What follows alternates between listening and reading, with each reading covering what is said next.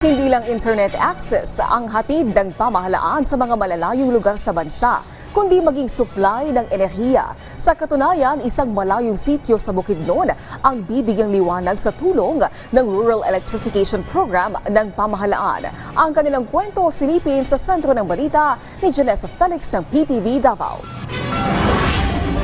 Ilang dekada nang nakatira ang mga residente dito sa liblib na bahagi ng munisipalidad ng Kitaw-Taw sa Bukidnon. Ni minsan ay hindi pa nila nararanasang magkaroon ng kuryente sa maliit nilang komunidad.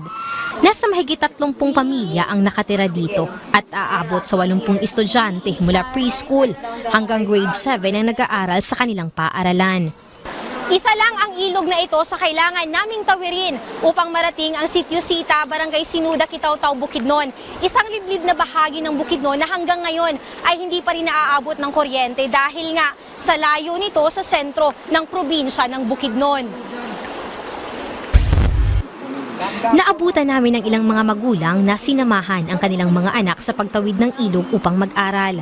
Kwento nila, hanggang ngayon wala pa rin silang akses sa kuryente. Pahirapan sa paghingi ng tulong sakaling may mga aberya. Dahil walang kuryente, wala ding linya ng komunikasyon. Sana po matulungan kami dito kasi sobrang hirap po ng sitwasyon namin dito. Pagkatawid sa ilog, kailangan pang sumakay sa tinatawag na pakpakan sa tribong Matigsalog o Skylab. Isang motor na kinabitan ng magkabilaang upuang gawa sa kahoy upang mas marami ang makasakay. Nakasama ko rito ang ilang mga estudyante na papasok na rin sa kanilang paaralan.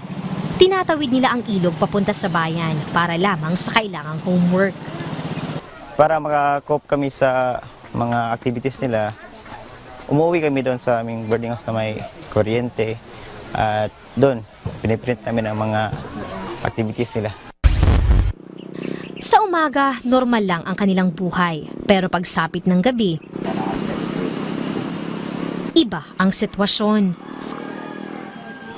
Gaya na lamang ni Julia, isang estudyante na umaasa lamang sa liwanag ng gasera sa paggawa ng assignment. Unta matabangan mi og kuryente para magamit sa among pag-eskwela. At ang dasal ni Julia, malinaw na narinig ng gobyerno.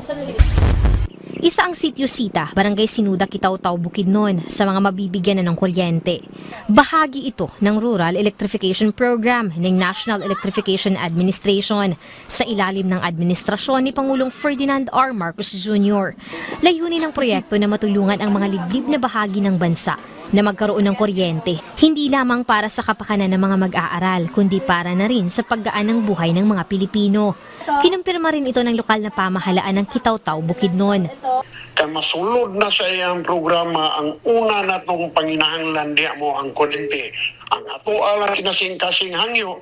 Hindi na pahirapan sa mga estudyante at komunidad ang kanilang sitwasyon.